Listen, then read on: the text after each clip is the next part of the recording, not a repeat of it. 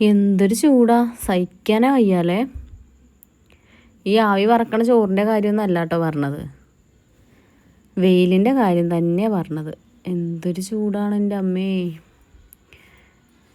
Hello friends, welcome back to our channel. എന്താ ചൂടൊക്കെ എല്ലാവർക്കും നല്ല ചൂടാവൂലേ. വെയിലിൻ്റെ ഒരു ചൂടേ സഹിക്കാനേ പറ്റണില്ല. നമുക്കിവിടെ നല്ല ചൂടാണ് കേട്ടോ. വെയിലെന്ന് പറഞ്ഞാൽ പ്രത്യേകിച്ച് നമ്മളെ വീട്ടിലേക്ക് കുറച്ചധികം വെയിലുണ്ട്. മരങ്ങളുടെ തടവും കാര്യങ്ങളൊന്നും ഇല്ലാത്തത് കൊണ്ടേ നല്ല വെയിലാണ്. അപ്പോൾ പിന്നെ പറയേണ്ട കാര്യമില്ലല്ലോ, വെയിൽ എല്ലായിടത്തും ഉണ്ടാവൂലേ. അപ്പോഴാണ് ഓർത്തത് ചോറ് എന്താ പറയുക. അപ്പം ഞാൻ ആവി പറക്കണ ചോറ് കാണിച്ചു തന്നല്ലോ ആദ്യം തന്നെ. എന്താണെന്നറിയോ, ചോറ് കുറച്ച് ബാക്കിയുണ്ട്, തലേ ദിവസത്തതാണ്. പക്ഷേ പിറ്റത്തെ ദിവസം എടുക്കാൻ പറ്റുന്ന നല്ല ചോറാണ്. പക്ഷേ പിറ്റത്തെ ദിവസം എടുക്കാനൊരു നിവർത്തിയില്ല കേട്ടോ. അന്ന് നമുക്ക് സ്പെഷ്യൽ ഫുഡൊക്കെ ആയിട്ട് ബിരിയാണിയും കാര്യങ്ങളൊക്കെ ആയതുകൊണ്ട് ആ ചോറ് എന്താ പറയുക, ഗസ്റ്റും കാര്യങ്ങളൊക്കെ ഉള്ളതുകൊണ്ടേ കുറച്ചധികം വെക്കുകയും ചെയ്തു. അങ്ങനെ ഉണ്ടാവില്ലേ, എല്ലാവർക്കും സംഭവിക്കണ കാര്യമല്ലേ അത്. നമുക്ക് ഈ ചോറ് എന്താ നല്ല ചോറായിരിക്കും, പിറ്റത്തെ ദിവസവും ഗസ്റ്റൊക്കെ ഉണ്ടെങ്കിൽ അത് എടുക്കാൻ പറ്റില്ല. അങ്ങനെയൊക്കെ ആകുമ്പോൾ നമുക്ക് ചെയ്യാൻ പറ്റുന്ന ഒരു കാര്യം കേട്ടോ അത്. ഞാൻ ഈ ചോറ് വെച്ചിട്ട് എനിക്കപ്പോൾ നമുക്ക് ശരിക്കും 2-3 പേർക്ക് കഴിക്കാനുള്ള ചോറ് ബാക്കി വന്നു. അപ്പോഴാണെങ്കിൽ ഈ സമയം എന്ന് പറഞ്ഞാൽ നമ്മളെ സംബന്ധിച്ച് വെയിൽ എന്ന് പറഞ്ഞാൽ പുറത്തൊക്കെ നിന്ന് കഴിഞ്ഞാൽ നമ്മളിങ്ങനെ ഉരുകി ഒലിക്കും, അത്രയും ചൂടാണ്. അപ്പോൾ പിന്നെ ഈ വെയിലിനെ പ്രയോജനപ്പെടുത്തുകയും ചെയ്യാമല്ലോ, ചോറ് കളയുകയും ചെയ്യണ്ട. അതിന് വേണ്ടിയിട്ട് കുറച്ച് ചോറ് എടുത്തിട്ടേ ചോറ് കൊണ്ടാട്ടാക്കിയാലോ എന്നൊരാലോചന. ഞാനിങ്ങനെ സ്ഥിരം ചെയ്യാറൊന്നുമില്ല കേട്ടോ.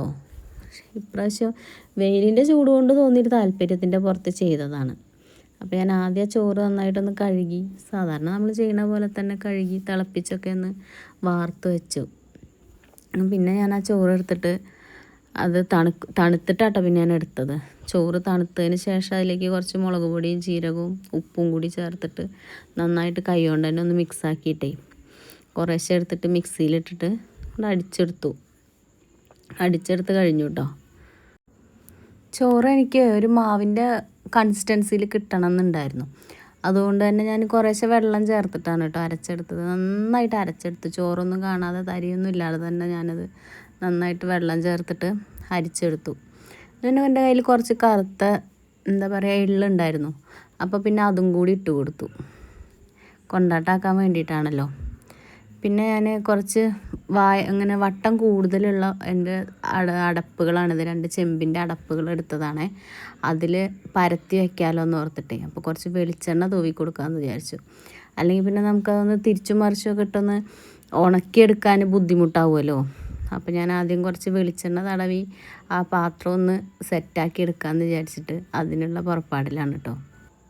കൂടുതൽ കളർഫുൾ ആവണമെങ്കിൽ ശരിക്കും ആ മാവിൽ കുറച്ച് കളറൊക്കെ ആഡ് ചെയ്യാവുന്നതാണ് കേട്ടോ. റെഡോ യെല്ലോ ഒക്കെ എന്തെങ്കിലുമൊക്കെ ചേർക്കുകയൊക്കെ ചെയ്യാം. പക്ഷെ ഞാൻ അതൊന്നും ചെയ്തിട്ടില്ല. ഞാൻ മുളക് പൊടിയുടെ കളർ മാത്രം മതി എന്നുള്ളൊരു തീരുമാനത്തിൽ പിന്നെ കളറൊന്നും എടുക്കുകയുണ്ടായില്ല. ഞാൻ പിന്നെ ഇത് എങ്ങനെ പരത്തും എന്നുള്ളൊരു ഇതിലാണ്. എൻ്റെ കയ്യിൽ കേക്കൊക്കെ നമ്മൾ ചെയ്യുന്ന സമയത്തുള്ള പൈപ്പിംഗ് ബാഗ് ഉണ്ടായിരുന്നു. അപ്പോൾ അതെടുത്തിട്ട് എന്നാൽ അതിലാവുമ്പോൾ നമുക്ക് നല്ല ഷേപ്പിലുള്ള എടുത്തിട്ട് ചെയ്യാം. അങ്ങനെ ഞാൻ മുറുക്കിൻ്റെ ഷേപ്പിലൊക്കെ കിട്ടാൻ വേണ്ടിയിട്ടേ ഞാൻ അങ്ങനെ ഒരു നോബാട്ടോ തിരഞ്ഞെടുത്തത്. പിന്നെ അതിൽ നിറച്ച് കൊടുത്തിട്ട് അങ്ങോട്ട് ചെയ്തെടുത്താൽ മതിയല്ലോ. പൈപ്പിംഗ് ബാഗ് യൂസ് ചെയ്ത് ഏതായാലും നല്ല സഹായമായിട്ടോ. പെട്ടെന്ന് എനിക്ക് അങ്ങനെ ചെയ്തെടുക്കാൻ പറ്റി. ഞാൻ വട്ടത്തിൽ ഒരു ഒറ്റ ചുറ്റ് മാത്രം കൊടുത്തിട്ട് ഇങ്ങനെ ചെയ്യാമെന്നാണ് വിചാരിച്ചത്. എന്നാൽ പിന്നെ പെട്ടെന്ന് ഉണങ്ങി കിട്ടുമല്ലോ. എന്നാലും പിന്നെ എൻ്റെ ക്ഷമയില്ലായ്മ കാരണം ഞാൻ പിന്നെയും കുറേയൊക്കെ കൂടുതലൊക്കെ ഇട്ടിട്ടുണ്ട്.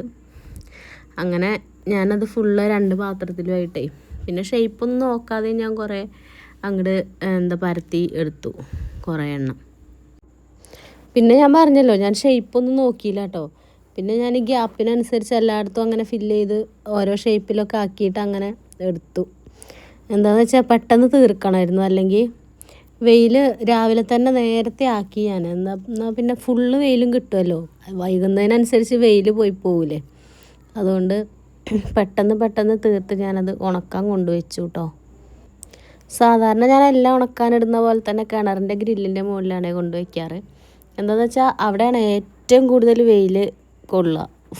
നേരെ മുകളിൽ നിന്ന് കിട്ടുന്നത് പോലെ നല്ല വെയിലായിരിക്കും ആ സമയത്തൊക്കെ അവിടെ. ഒരു ഉച്ച ആയപ്പോഴത്തേക്ക് ഇതിൻ്റെ അവസ്ഥ ഇങ്ങനെ മാറിയിട്ടോ. അപ്പോൾ അതിന് വെയിൽ എത്രമാത്രം ഒന്ന് ഓർത്ത് നോക്കണേ. പെട്ടെന്ന് അത് ഉണങ്ങാൻ തുടങ്ങി. പിന്നെയെന്ന് വെച്ചാൽ ഇത് പറ്റ നൈസായിട്ടൊന്നും അല്ലല്ലോ ഞാൻ ചെയ്തെടുത്തത്. ഞാൻ ഉരുട്ടിയെടുക്കണം എന്നുള്ളൊരു പ്ലാനില്ലേ. എങ്കിലും അത് വേഗം ഉണങ്ങി കിട്ടിയിട്ടോ. രാത്രി ആയപ്പോഴേക്കും തന്നെ നന്നായിട്ടത് ഉണങ്ങി വലിഞ്ഞു വന്നിട്ടുണ്ടായിരുന്നു.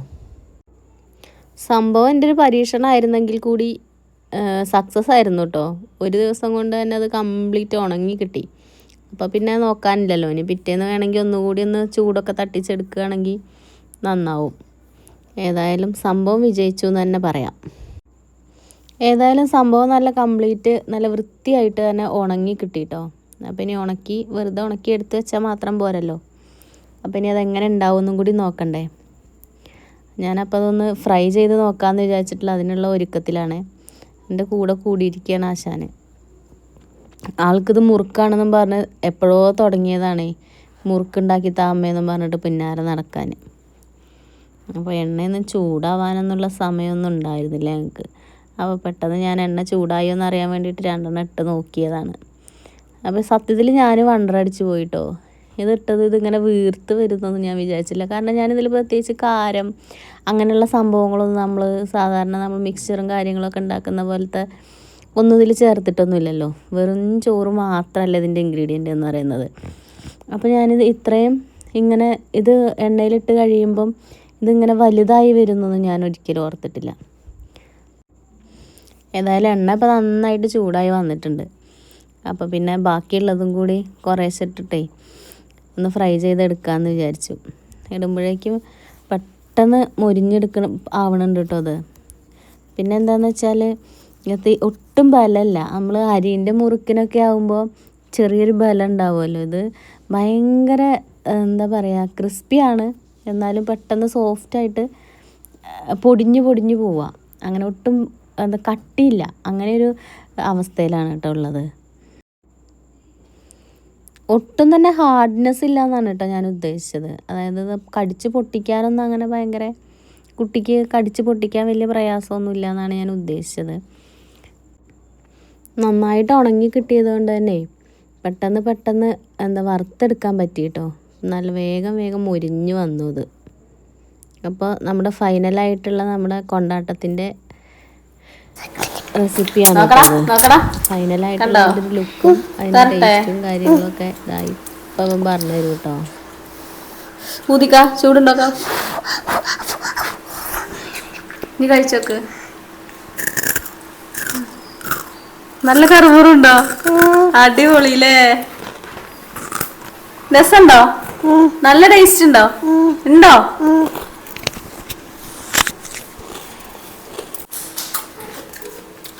സൂപ്പറായിട്ടുണ്ട്.